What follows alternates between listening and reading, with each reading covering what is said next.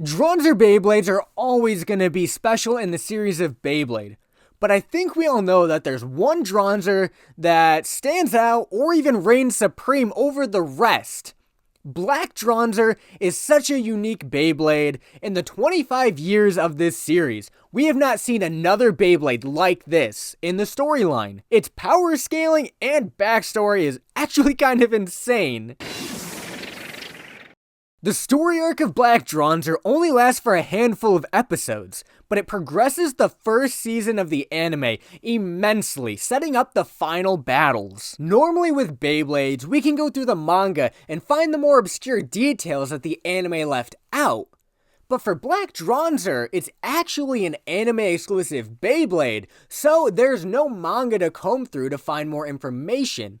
But we do know that supposedly the writers based Black Dranzer off of a biblical scripture. Lucifer creates Black Dranzer, but when Lucifer is cast out, he leaves Black Dranzer to roam the plains. Eventually, a monk named Rasputin discovers Black Dranzer. He tries to get the power of Black Dranzer to use in war, but was never actually able to master it. Eventually, Boris or the Biovolt Corporation stumbled across Black Dranzer, tried to harness their power for themselves, never was able to master it until they find a legendary blader that has been the only person ever to harness the power of Black Dranzer. This is from the Japanese anime, which contradicts the American or English translation that we get. For the backstory on at least the Russian Bit Beast, not exactly Black Dranzer, we learn from Boris directly. The Russian scientists extract the fighting instincts from each sacred beast, removing all of the joy and passion,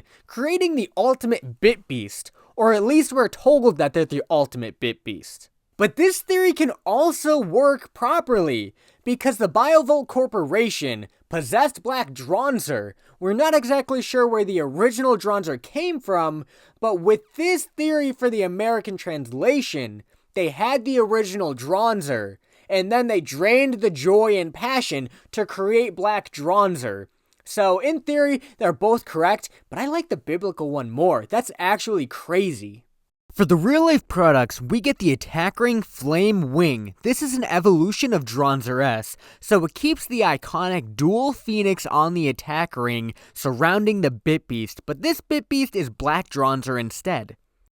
The weight disc is 8 heavy. We have a right spin gear, but this is a triple change version. Dranzer F has a really cool gimmick that has 3 different modes: a semi-flat, sharp for stamina or defense, and a full flat for those aggressive attacks. The blade base is Flame Change. Black Dranzer A38 released in 2001 in Japan with the Ultimate Stadium. It's a really cool release, or 2003 in the United States.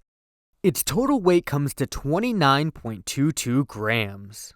In episode 41 of the anime, we're finally getting a glimpse of what's in this Russian facility. Kai is sneaking around, trying to figure out what's drawing him in, like he's almost been here before or something inside is speaking to him. As Kai makes his way deeper into the facility, he has to face multiple challenges to prove his strength to Boris. The first one is literally dodgeball with real-life laser beams. Like, this dude's shooting at a 12 or 13-year-old with lasers. I get you're Russian, but like, throw this man in jail. After Kai miraculously dodges all of the lasers, he's faced with a multiple Beyblade assault, which I don't know how many Beyblades there are, it doesn't specify. What is your guess? Look at all these Beyblades. How many do you think there are? I would say at least about 100, probably even more. And the final step to get into this facility, to find Kai's answer, he has to literally defeat flaming Beyblades, the same launchers from before, but they just added fire to the Beyblades. The Beyblades that are on these guns, I believe, are Sparkling Attacker, which I don't know any other time this Beyblade features in the anime. I'll have to do some more research, but Sparkling Attacker takes on Dranzer Flame. They actually gave us a little Easter egg on this journey into the Biovolt Corporation. Kai is facing all of these Beyblades, but they animated his Beyblade as Black Dranzer. before he even sees what it is. So that's pretty cool. I don't know if it's foreshadowing his power growing, because he says his power grows as he gets deeper into this facility. So I don't know if they're saying that he already has the power of Black Dranzer without actually obtaining it, but I thought that was a really cool either Easter egg, foreshadowing, or just an animation oversight. Once he makes it through this door, he is introduced to Black Dranzer, but not actually introduced because he's seen it before. In this scene, we're introduced to more than just Black Dranzer. We actually get a little bit of a glimpse into Kai's backstory. I won't go all in depth on that right now, but just know that Kai was there for the original testing of Black Dranzer. Once Kai saw Black Dranzer, he knew that that Beyblade was unlike any other that he had seen up until this point. The spin was perfect, the balance was perfect. This was the perfect Beyblade in Kai's eyes, and to the scientists that created it. Kai was haunted by the thought of possessing Black Dranzer for himself. He snuck into the facility, grabs Black Dranzer off of the launcher, gives it a launch, and almost blows up the entire Abbey. The cool part about Black Dranzer is that the scientists didn't even know the full potential or strength of Black Dranzer. They just knew that it was an unruly Beyblade that they didn't know who was able to control at that point. Both Boris and Kai know that Black Dranzer is going to be used by Kai. Kai just wants the Beyblade. Boris wants Kai to be on his team, and Kai reluctantly says, okay, fine, I'll be on your team, but I'm only doing it for Black Dranzer. Boris agrees, of course, because that was their end goal. So Kai abandons the Blade Breakers, becomes part of the Blitzkrieg Boys or the Demolition Boys for the Biovolt Corporation, and now Kai owns Black Dranzer. Once Kai's in possession of Black Dranzer, we finally get to see why Black Dranzer is one of the most broken and overpowered Beyblades in the entire series of Beyblade. We see Kai fighting for the Blitzkrieg Boys, alone in the World Championship. That is how crazy the scales are right now. He solos the entire All-Star team at once and takes all of their Bit Beasts. Tripio's down, Trigle's down, Trigator's down, Trihorn, gone, Bit Beast, gone, all in Black Dranzer. He just got 4 more Bit Beasts. You might think, why doesn't everybody use Black Dranzer? It is a dark Beyblade. It grasps onto the blader and feeds directly off of them. That is where Black Dranzer's power actually stems from, according to the English translation. It comes directly from the blader's power. A strong blader maximizes its effects, while a weak blader most likely gets possessed and does the unthinkable with Black Dranzer.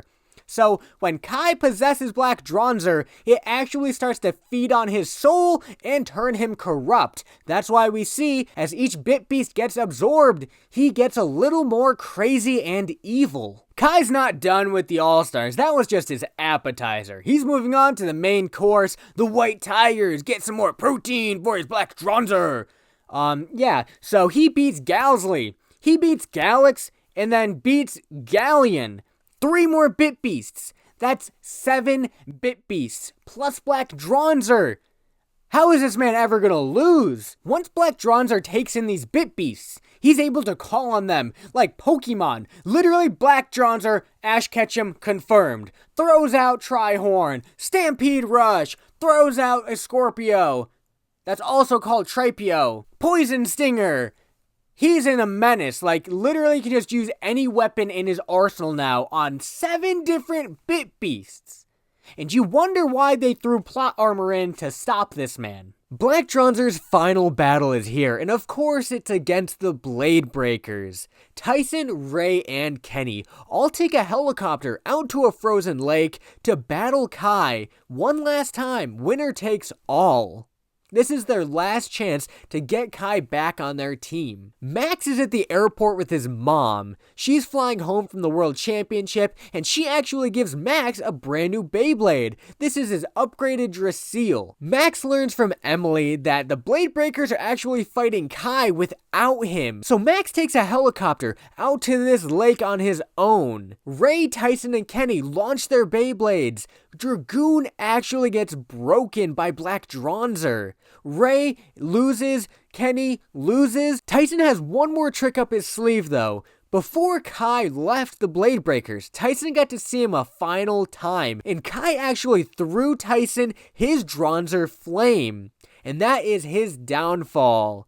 Dranzer was not happy that Kai abandoned him after so many years. Tyson launches Dranzer, and Dranzer is angry. Max parachutes down from the sky, launches his new Dranzer, and the Blade Breakers end up defeating Black Dranzer. Kai's about to sink into the lake, but Kai snaps to reality and realizes that his friends actually care about him, and the Blade Breakers are back together. For now. The original Dranzer defeating its counterpart Black Dranzer is pretty poetic, and I think that's a pretty solid way to wrap up the Black Dranzer arc. Click this playlist on screen now if you want to learn about more vintage Beyblades. And if you're still watching, come on, hit the subscribe button. I spend so much time on these videos, and I post these history videos weekly.